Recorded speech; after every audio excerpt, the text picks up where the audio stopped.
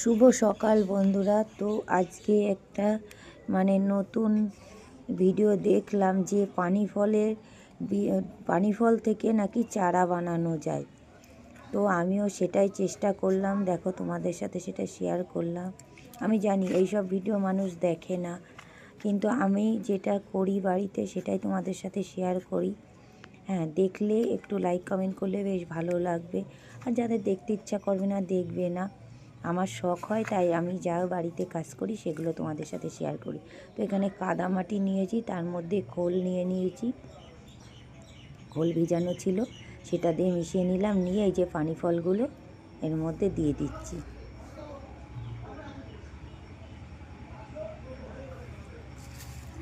দেখো এতে নাকি 1 মাস পরে নাকি গাছ বেরোবে। সবসময় এরকম কাদা মাটি রাখতে হবে। তো আমি 1 মাস পরে যদি গাছ বেরোবে সেই ভিডিওটাও তোমাদের সাথে শেয়ার করব। ভালো লাগলে একটু লাইক কমেন্ট করে পাশে থেকো।